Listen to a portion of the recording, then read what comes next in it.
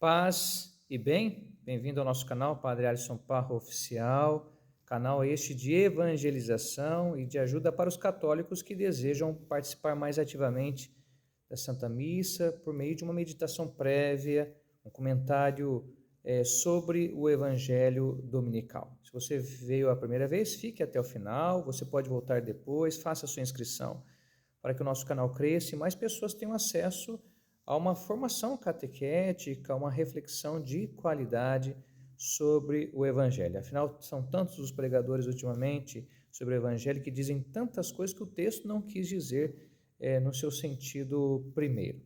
Primeiro domingo do Advento, nós começamos um novo ano litúrgico. O ano litúrgico, ele tem como centro o mistério pascal de Jesus Cristo. Então, domingo após domingo, nós cristãos católicos acolhemos este mistério da salvação na nossa vida, por meio seja da celebração dominical ou da celebração durante a semana que chamamos ferial.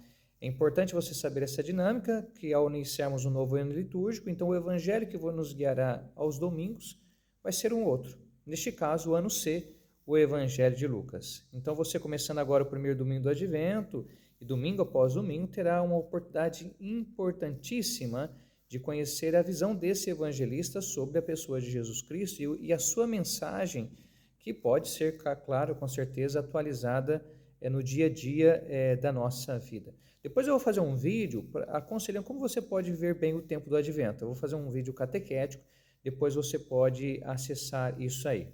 Eu expliquei há 2 semanas, no 33º domingo do tempo comum, que no final do ano litúrgico e no início de um outro, são praticamente 4 domingos, a liturgia nos chama a fazer uma reflexão escatológica. O que é escatológico? Vem de escatom do grego, significa sobre as últimas realidades, quer dizer, o julgamento da nossa vida, o conceito de vida eterna, o que é a esperança cristã, como Deus vai instaurar definitivamente o seu reino sobre a história. Eu não vou retomar os conceitos aqui, sobre o conceito escatológico. Se você tiver alguma dúvida, basta você acessar a reflexão do 33º domingo do tempo comum, que está aqui na nossa página, mas no caso ali eu fiz uma reflexão sobre Marcos.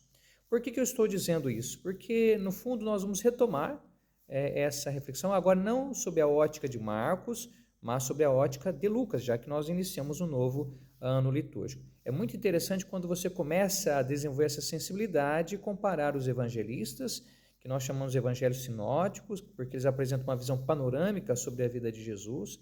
Eles são semelhantes, mas não são iguais. Ou seja, cada evangelista tem uma maneira de elaborar, de refletir sobre a pessoa de Jesus.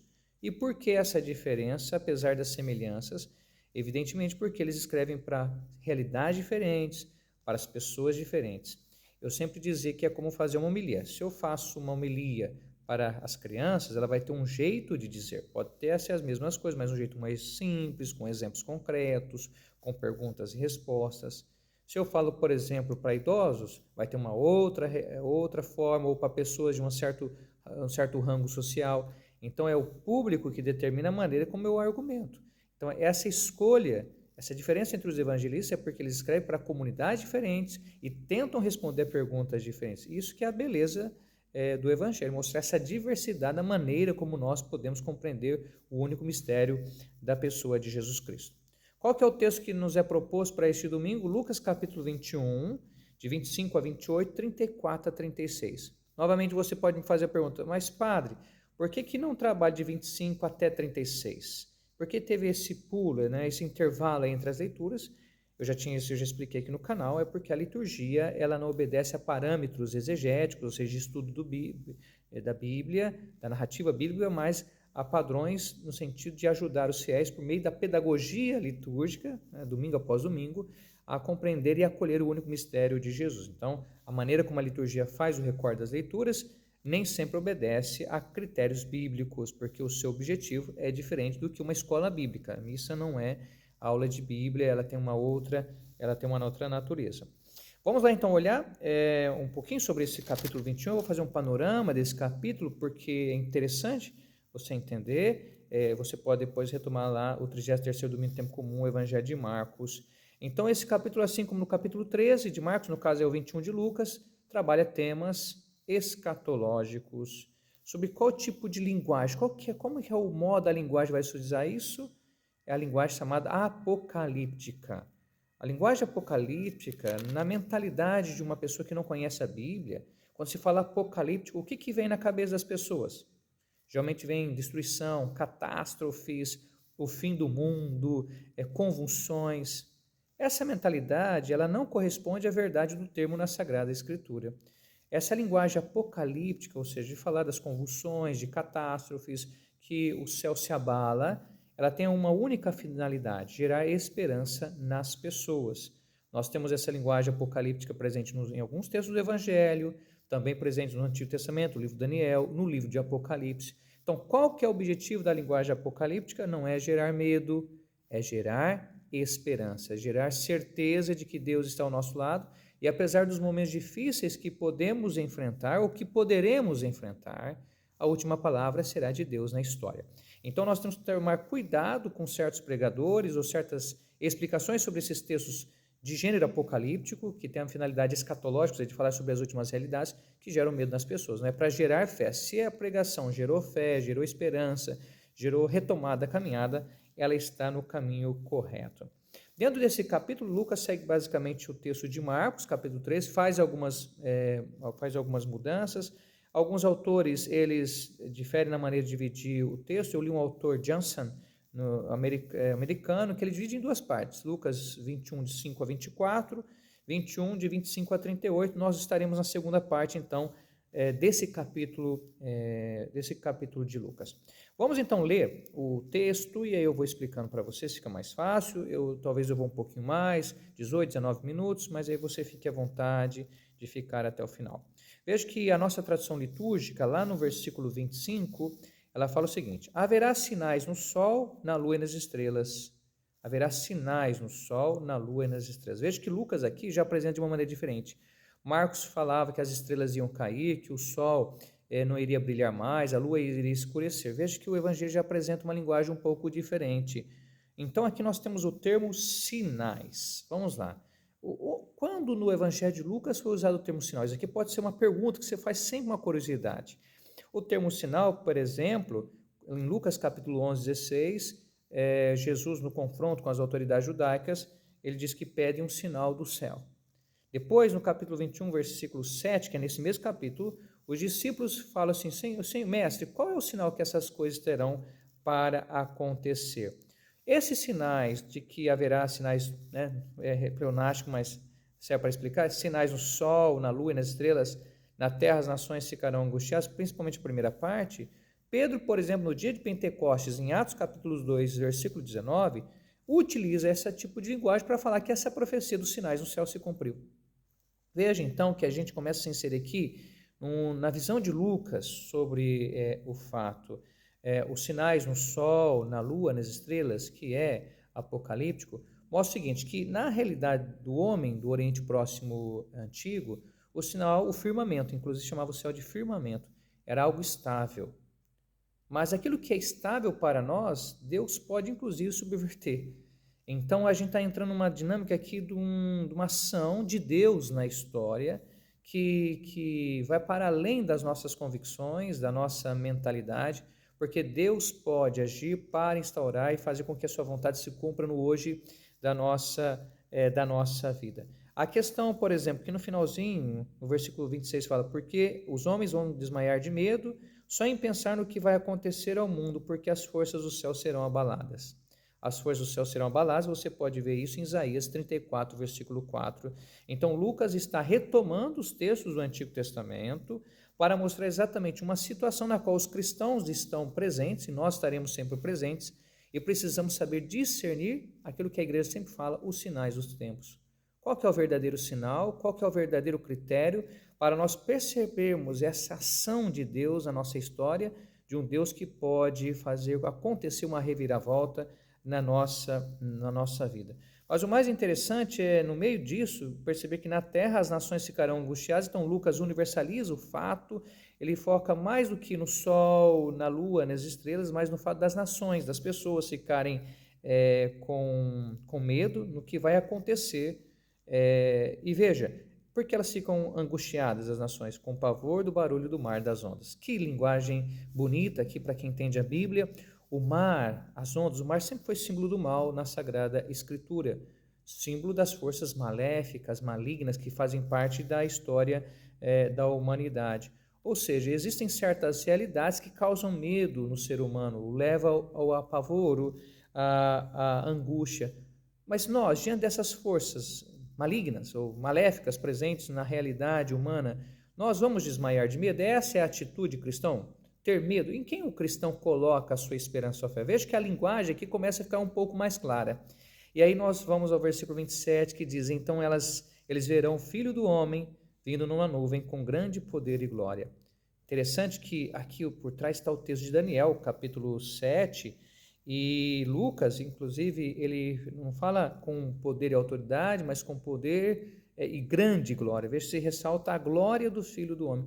Que glória é essa? Evidentemente aqui a gente tem uma leitura pascal, ou seja, é o Filho do Homem ressuscitado, que recebe honra, glória e poder por toda a eternidade. Nós vemos isso no livro do Apocalipse. E ele, passando pelo mistério da paixão, da cruz, e agora ressuscitado, vem conduzir a sua igreja, no fim da história, a fazer a mesma experiência. E quando vem esse Filho do Homem, veja que no versículo 28, que a gente tem aqui a mão de Lucas ensinando, catequizando a sua comunidade a saber discernir os sinais dos tempos, quando ele fala: quando estas coisas começarem a acontecer, levantai-vos e erguei a cabeça, porque a vossa libertação está próxima. Levantai-vos, ficar ereto. A gente tinha visto isso em Lucas capítulo 13, versículo 11, diante de uma situação de uma mulher que não conseguia ficar ereta pelo poder do mal. Jesus a torna ereta, levantar a cabeça. Ou seja, Lucas está querendo ensinar o seguinte, que o cristão, uma vez salvo pela palavra de Jesus, uma vez que acolheu a pregação do Evangelho, sabe discernir os sinais, e sabe que o seu desejo está na vinda do Filho do Homem. Então a igreja ela sempre teve essa consciência quando nós falamos: anunciamos, Senhor, a vossa morte e proclamamos a vossa ressurreição, vinde, Senhor Jesus. E nós aclamamos e pedimos a vinda do Senhor, não cabisbaixos, não com medo das forças do mal presente na história, porque nós sabemos que graças à morte, à paixão de Jesus e à sua ressurreição, o mal já foi derrotado, ainda não definitivamente, porque ainda ele está presente na história, já que a nossa confiança está na vitória de Jesus. Aqui o termo libertação está próxima, eu fui fazer uma pesquisa aqui, libertação pode ser redenção. Esse termo era usado na época de Lucas para a libertação ou pagamento de um valor para a libertação de um escravo. Em Lucas, nós temos esse termo usado várias vezes. Em Lucas 1,68, no Benedictus, que Zacarias canta, no Cântico de Ana, quando ela vê o menino Jesus, nos discípulos de Emaús, quando nós esperávamos que Jesus fosse nos libertar, no discurso de Estevão. Ou seja, esse termo libertação a especificidade de Lucas. Isso daqui a gente tem que ressaltar na nossa reflexão, porque Lucas está querendo mostrar libertação de quê? Libertação do pecado, libertação das realidades do maligno que aprisiona a humanidade. Mas o cristão, por meio da acolhida de Jesus, por meio do batismo, já experimentou essa graça da salvação. Então o cristão é livre. Aqui nós, como diz Paulo, foi para a liberdade que Cristo vos libertou. Nós sabemos que já fomos libertados já agora, mas ainda não plenamente, porque ainda nós estamos sujeitos às realidades, inclusive, do mal na nossa vida. Então, a libertação, a redenção completa da nossa vida, da vida do cristão, ela não está dissociada da redenção do mundo. Quer dizer, a salvação, claro, ela é individual, mas ela não é individualista, ela precisa também de uma salvação comunitária, ou seja, ninguém se salva sozinho, como diziam os padres da igreja. Continuando aqui, gente, aí o Lucas vai pular um pouquinho esses versículos. Veja que não é para gerar medo. Olha a linguagem resplandecendo. No versículo 34, Lucas fala: tomai cuidado para que os vossos corações não fiquem insensíveis. Aqui traduziu: por causa da gula, da embriaguez, das preocupações da vida. O texto original é um pouquinho diferente, mas eu chamo a atenção aqui: tomai cuidado. Lá no grego é ficai atentos. Essa é a quarta vez que Lucas usa esse verbo. Quais foram as vezes que Lucas usou esse verbo antes desse episódio? Eu fui pesquisar também para você, né? Veja que o nosso canal é bem catequético. A primeira vez, Jesus falou para os discípulos ficar atentos com o fermento dos fariseus, em Lucas 12:1. Depois, ficar atento com os escândalos que podem ser causados na comunidade, Lucas 17:3. Ficar atento com o comportamento dos escribas. E agora se usa a quarta vez, ficai atentos para que vossos corações não fiquem pesados, insensíveis. Ou seja, todos esses usos anteriores vão nos mostrar que existe sempre um perigo de, no meio do mundo, das situações de conflito, de crise, o cristão se esquecer da sua vocação. Paulo vai falar isso hoje na segunda leitura, a vocação à santidade.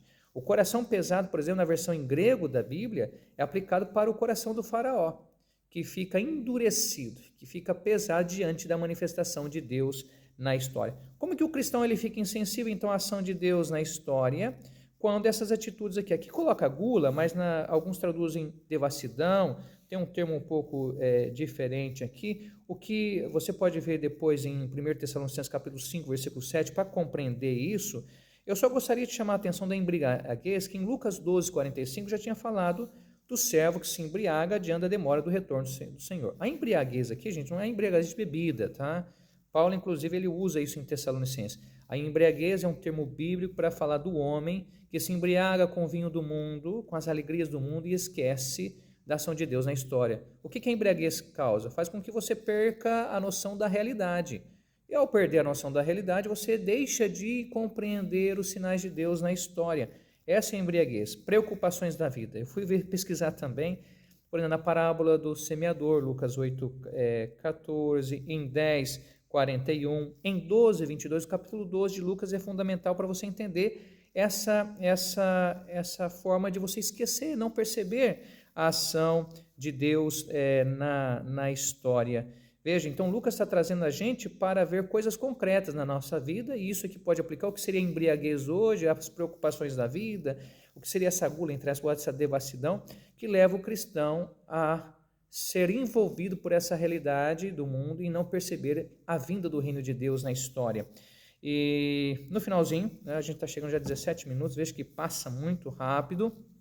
Esse dia não cai de repente sobre vós, pois esse dia cairá como uma armadilha sobre todos os habitantes de toda a terra. Veja, a questão da vinda súbita, a vinda imediata, está em 1 Tessalonicenses capítulo 5, versículo 3.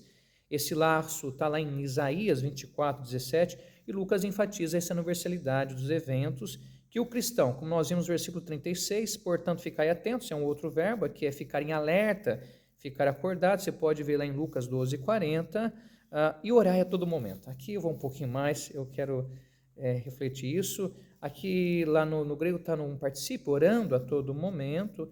Essa oração, eu fui pesquisar o que é esse verbo de oração, é o verbo deomai, e quando que isso aparece em Lucas? Geralmente esse verbo aparece em Lucas para orações de súplica e intercessão. Então, a maneira como Lucas fala, como que você vai se manter vigilante, como você vai perceber a ação de Deus na história, por meio da oração, que a oração ela é a nossa comunhão com Deus. Então, o cristão, para perceber os sinais dos tempos, ele precisa cultivar essa comunhão com o Senhor, por meio de uma oração de súplica e de intercessão, ou seja, uma oração que pede o fortalecimento dele na vida, no dia a dia, mas intercede pelos outros também. Então, a oração cristã não é uma oração egoísta, é uma oração que se vale exatamente da caridade, do amor, para colocar todo mundo diante do projeto de Deus, a fim de ter força para escapar de tudo o que deve acontecer e para ficar em pé diante do Filho do Homem. Ou seja, ficar em pé nos chama o versículo anterior, o versículo 28, quando falava que a gente, para levantar a cabeça, erguer-vos, porque a gente não tem que ter medo, porque a fé que leva o homem a perceber essas realidades da manifestação definitiva do reino de Deus. Olha, gente, quanta coisa bonita aqui, né? Com certeza você pode retomar, usar isso para a sua vida. Nós não lemos isso, no versículo 31 se diz, da mesma forma também vós, quando virdes essas coisas, acontecer saber que o reino de Deus está próximo. Então nós precisamos, neste início do advento, refletir sobre isso, sobre a nossa sensibilidade, que Paulo, depois na segunda leitura, vai trabalhar com o termo de santidade. O que é a santidade? É viver segundo a fé e na fé, percebendo os sinais de Deus, percebendo que essa libertação, ela já está com essa redenção, aconteceu já na nossa vida por meio do batismo, na nossa vida de fé, está acontecendo, então já agora e ainda não. Trabalhar a vinda de Cristo na liturgia deste final de semana é mostrar que sim, o Senhor já veio uma primeira vez na carne, ao se fazer um de nós no Natal, virá uma segunda vez, mas ele continua a vir a nós em cada momento, em cada situação da vida. Você tem percebido a vinda de Jesus na sua vida? Ou a embriaguez, a devassidão, as preocupações da vida te impedem de perceber essa presença amorosa de Deus na sua história? Veja que a linguagem apocalíptica não é para gerar medo, é para gerar fé. Ajude as pessoas a entenderem. O mais importante, veja, Jesus não está fazendo uma descrição de como será todas as coisas no fim, mas quer nos ajudar exatamente no aqui e agora a perceber a sua presença na história e nos manter o que? Acordados, porque nós somos do dia e não da noite. A noite é símbolo das trevas, então quem dorme? O dia é símbolo de Deus, da luz de Cristo que nos ilumina e nos redime, e essa é a luz que é a luz do Natal que nós devemos levar às pessoas. Deus abençoe, e eu vou fazer um outro vídeo, depois você pode curtir aí e acompanhar sobre como viver bem o tempo do Advento. Um santo Advento para todos nós. Maranatá, vem Senhor Jesus.